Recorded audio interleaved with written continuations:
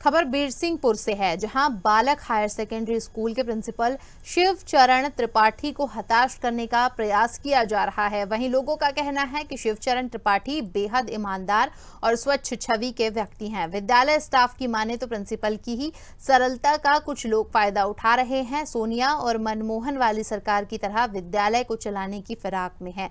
पूरे मामले को लेकर प्राचार्य शिवचरण त्रिपाठी से खास मुलाकात की हमारे खास संवाददाता सुनील कुमार तिवारी ने। चलिए देखते हैं खास रिपोर्ट। नमस्कार, मैं हूं सुनील तिवारी।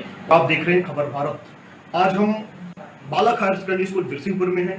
बालक हायर सेकेंडरी स्कूल के प्राचार्य हमारे साथ हैं और आप संस्कृत के काफी विद्वान माने जाते हैं। लगातार सरकार की तबादला नीति के बाद पूर्व प्राचार्य का तबादला हो जाता है यहाँ से और आप प्राचार्य के रूप में, प्रभारी प्राचार्य के रूप में आते हैं।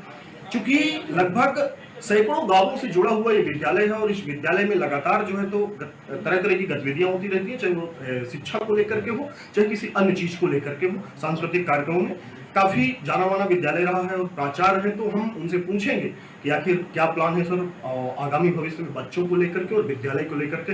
तो पहले तो सर स्वागत है आपका खबर भारत में। बहुत बहुत आपका धन्यवाद कि खबर भारत लेकर यहाँ पर आए।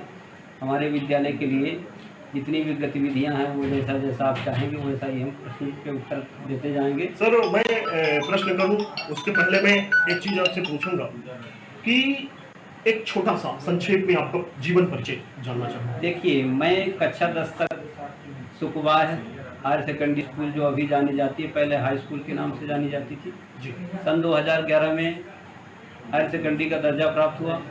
वहाँ से मैं 10वीं कक्षा उत्तीर्ण करने के पश्चात मैं दक्षिण भारत में पुण्य पवित्र स्थल तिरुपति में जा करके और वहाँ मेरा अध्ययन हुआ। अध्ययन होने के बाद वहीं मैं अध्यापन कार्य में जुड़ा रहा। अंशकालिक रूप में मैं असिस्टेंट प्रोफेसर के रूप में वहाँ रहा। वहाँ पर मैंने 3 वर्ष की सेवाएं दी तिरुपति में और वहाँ से तिरुपति में सेवाएं देने के पश्चात मैं वापस अपने जन्मस्थली मेरा जो मध्य प्रदेश है, मध्य प्रदेश में सतना की ओर आया। सतना में मैं फिर वापस सतना से चला गया और जाकर के मैं धार जिले में एक बीएड कॉलेज था, बीएड कॉलेज में एज ए ट्रेनर के रूप में ज्वाइन किया। वहाँ पर भी मैंने सेवाएं दी। 4 वर्ष की सेवा देने के पश्चात मैं सीबीएसई स्कूल में ज्वाइन किया और 2021 में के बाद मेरी यहाँ पर नियुक्ति हुई। 10 नवंबर 2021 में यहाँ पर मैं व्याख्याता के पद पर संस्कृत विषय में नियुक्त हुआ और इसके पश्चात यहाँ पर लगभग 2 वर्ष की सेवा देने के पश्चात बच्चों को बहुत अच्छा मार्गदर्शन देता था, पढ़ाया लिखाया। बच्चे काफ़ी मेहनत किए, कुछ बच्चों को मैंने पुरस्कृत भी किया और इसके पश्चात जब तबादला नीति आई, तबादला नीति आने के बाद अभी जो स्थानांतरण की नीति आई, हाई स्कूल प्राचार्य हुए माननीय श्री सुंदरलाल द्विवेदी जी पूर्व प्राचार्य और व्याख्याता में भौतिकी में थे श्री विजय गर्ग जी, जिनका कलवलिया में हुआ। इन दोनों के पदांतरण हो जाने के कारण मुझे उच्च पद का प्रभार यानी प्राचार्य के रूप में यहाँ दायित्व संभालने का अवसर प्राप्त हुआ, जिसको मैं अपनी किस्मत कहूँ या जो भी कहूँ, बहुत मेहनत से मैंने विद्यालय को चलाने का प्रयास किया है और अभी विद्यालय लगातार अच्छी तरह प्रगति कर रहा है। कितने दिन हुए दायित्व संभाले और अभी तक आपने विद्यालय के लिए क्या प्लान किया और अभी तक क्या कोई बजट भी प्लान किया है किसी अव्यवस्था को व्यवस्थित करने के लिए, क्या प्लान? अभी तक मुझे जो दायित्व मिला है 9 तारीख को, क्योंकि 9 तारीख को श्री सुंदरलाल द्विवेदी भूतपूर्व प्राचार्य जाकर के पगारपुर हाई स्कूल में पदांकित हुए, जिसके कारण 9 तारीख को मुझे यहाँ का दायित्व मिला। 9 तारीख को आते ही मैंने सबसे पहला मेरा दायित्व था कि विद्यालय को कैसे अच्छे से अच्छी तरीके से चलाना है, सभी कक्षाएं विधिवत संचालित हो, सभी बच्चों को विधिवत ज्ञान मिले सभी विषयों का। मैंने शिक्षकों से मीटिंग भी बुलाई और 11 तारीख को मीटिंग लिया और मीटिंग में जो मेरे महत्वपूर्ण बिंदु निकल करके आए कि सबसे पहला काम है बच्चों को व्यवस्थित शिक्षा देना, जिससे हमारा रिजल्ट बहुत अच्छा हो और बच्चे, क्योंकि गरीब तबके के भी बच्चे यहाँ आते हैं पढ़ने के लिए, मध्यवर्गीय परिवार से भी बच्चे आते हैं, जिससे विद्यालय को बहुत अच्छा किया जा सके और विद्यालय का चूँकि नाम भी है सब जगह, तो उस नाम में किसी प्रकार का कोई कलंक ना हो। कौन सी ऐसी व्यवस्था लग रही है विद्यालय में अव्यवस्था जिसको व्यवस्थित करने का प्लान है आपका? हमारा प्लान तो प्रायः है, सबसे पहला है रिजल्ट पर फोकस है, क्योंकि एकेडमिक सबसे महत्वपूर्ण होता है, किसी भी विद्यालय का हो एकेडमिक सबसे पहला पॉइंट है। तो एकेडमिक को लेकर के सबसे पहला बच्चों का पाठ्यक्रम दिसंबर तक पूर्ण करना और रिजल्ट अच्छा करना है, ये सबसे पहला बिंदु है। दूसरा बिंदु है अनुशासन। अनुशासन को और अच्छा बनाना है, क्योंकि अनुशासन है फिर भी उसको और मजबूत करना है, जिससे विद्यालय अनुशासन के दायरे में रहकर और अच्छा हो सके। ये कुछ बिंदु हैं। तीसरा बिंदु है विद्यालय में शिक्षकों का समय पर आना, जिससे समय पर यदि आते हैं विद्यालय में तो बच्चों को पढ़ने में भी दिक्कत नहीं होती है, वो भी इस बात को स्वीकार करते हैं। ये कुछ बिंदु हैं। और जैसा कि आगे पता ही अभी प्रभाव लिए हैं तो इसकी जो कार्रवाई होती है, जैसे उदाहरण के तौर पर वित्तीय कार्रवाई भी होती है, वो चल रही है और क्रियाशील हो जाएगी कुछ दिनों के बाद। अभी आपको वित्तीय प्रभार नहीं मिला क्या? वित्तीय प्रभार अभी आज वर्तमान में क्रियाशील है। लगभग 6-7 दिन जिला शिक्षा अधिकारी का आदेश होता है, 6-7 दिन में आदेश प्राप्त हो जाएगा, तो फिर इसके बाद वित्तीय प्रभार। कौन से प्रभार हैं जो अभी आपको नहीं मिले और कौन से प्रभार हैं जो लगभग मिल चुके हैं? प्राचार्य के पास वैसे जो प्रभार होता है, एक दायित्व हमारा होता है वित्तीय प्रभार। वित्तीय प्रभार में देखा जाए तो अलग अलग जो है मद होते हैं, अलग अलग प्रभार शिक्षकों को दिए जा चुके हैं, लेकिन विशेष रूप से जो वित्तीय प्रभार संपूर्ण होता है वो अभी प्रचलन में है। जिला शिक्षा अधिकारी के पास आदेश पहुंच चुका है और पत्राचार भी किया जा चुका है, 6-7 दिन में प्राप्त हो जाएगा। एक मेरा प्रश्न है, चूंकि बड़ा विद्यालय है, हायर सेकेंडरी विद्यालय है और मुझे लगता है कि सैकड़ों गांवों से जुड़ा हुआ विद्यालय है। इस विद्यालय में संकुल केंद्र बहुत से, ये विद्यालय जो है कई विद्यालयों का संकुल केंद्र। कितने विद्यालय हैं जिनका संकुल केंद्र है? ये जो है प्राइवेट और सरकारी विद्यालय मिलाकर हमारे यहाँ 23 विद्यालय हैं। 23 विद्यालय हैं, जिसमें से प्राइवेट 9 हैं और बाकी हमारे संकुल के प्राथमिक और माध्यमिक विद्यालय हैं। ये सब मिलाकर के 24 विद्यालय होते हैं। इस पर भी हमने अभी कमेटी का गठन किया है। कुछ दिनों बाद इन विद्यालयों पर भी आगे जो भी देखा जाएगा, पाठ्यक्रम वगैरह कैसे पढ़ाई क्या चल रही है, इस पर भी आगे का प्लान तैयार है। क्या लगता है पूरे संकुल में कितनी छात्र संख्या है? विद्यालय की छात्र संख्या और पूरे संकुल की कितनी छात्र संख्या है? अभी चूंकि मैं नया हूँ, अपने विद्यालय की संख्या तो मैं बता सकता हूँ क्योंकि यहाँ मैं पदस्थ रहा हूँ। तो यहाँ की जो संख्या इस समय 1033 छात्र है हमारे विद्यालय में, जो 9वीं से लेकर 12वीं तक है। इसके पश्चात 50 छात्र हमारे 6वीं, 7वीं और 8वीं में हैं। तो इस प्रकार से छात्रों की संख्या की बात करें तो 1083 छात्र हैं लगभग।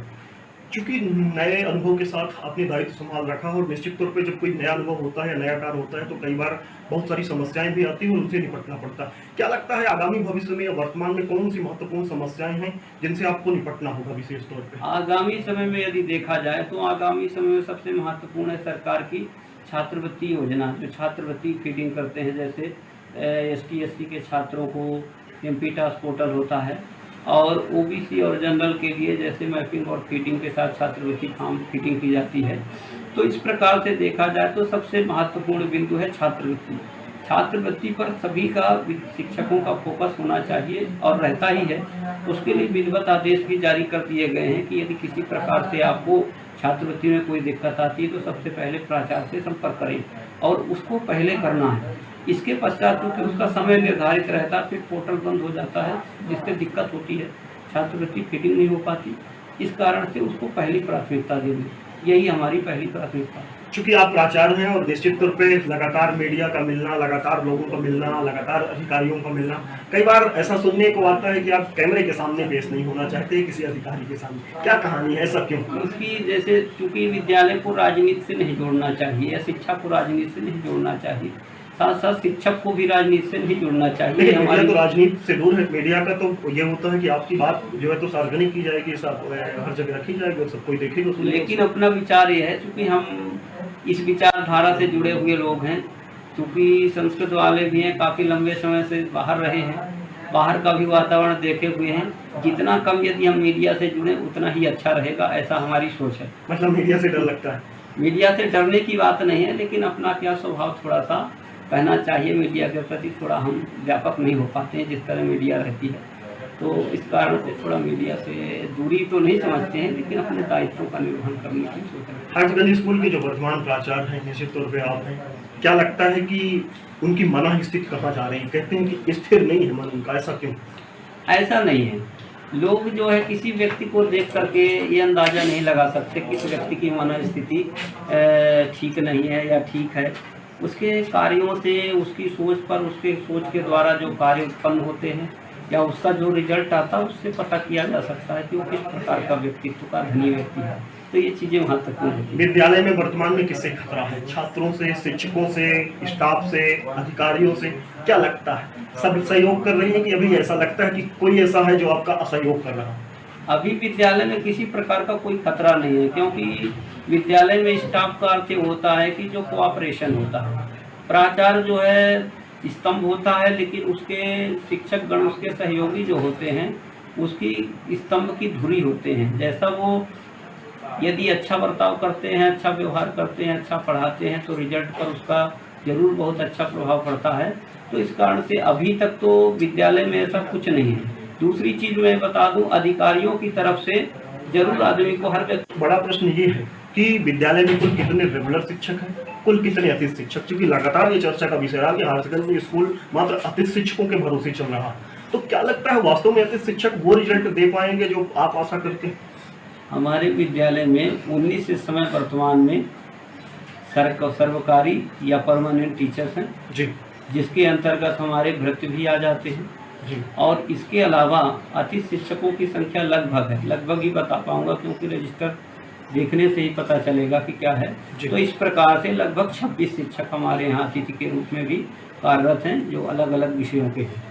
क्या लगता है, जो आशा है रिजल्ट की, वास्तव में वो अतिथि शिक्षकों के भरोसे आप पूरा कर पाएंगे, लड़ पाएंगे? क्योंकि अगर ये माना जाए, ये कहा जाए कि हायर सेकेंडरी स्कूल प्राचार्य को अतिथि शिक्षकों के भरोसे ही पूरे विद्यालय को चलाना है, उन्हीं के दम पे पूरी लड़ाई लड़ना है, क्या लगता है कि उस मंजिल तक पहुंचने की जो प्लान है, रुकावट आ सकती है कहीं? क्या देखिए, सबसे बड़ी बात यह है, यदि सारे शिक्षक गण, चाहे अतिथि हो या हमारे परमानेंट शिक्षक, सब लोग सहयोग की भावना से अच्छी मेहनत करेंगे, ओरिएंटेड रिजल्ट की स्टडी कराएंगे, तो किसी भी प्रकार से कहीं कोई संदेह नहीं है कि ये रिजल्ट अच्छा नहीं आएगा। ज़रूर बहुत अच्छा रिजल्ट आएगा, ऐसे मेरी आशा है। तो हमारे साथ हायर सेकेंडरी स्कूल के प्राचार्य थे और हमने इनसे बातचीत की। आगे भी हम इनसे बातचीत करेंगे। कई बार तरह तरह की समस्याएं थी, चूंकि पहले से मैंने कहा कि सैकड़ों गांवों का विद्यालय रहा है ये, और हजारों छात्र यहाँ रहे हैं, और जैसा कि सर ने बताया कि लगभग 24 विद्यालय हैं जिनका संकुल केंद्र भी रहा है हायर सेकेंडरी स्कूल। तो तमाम समस्याओं को लेकर, शिक्षा की व्यवस्था को लेकर के हम फिर से प्राचार्य से मिलेंगे। तब तक आप देखते रहिए खबर भारत। नमस्कार।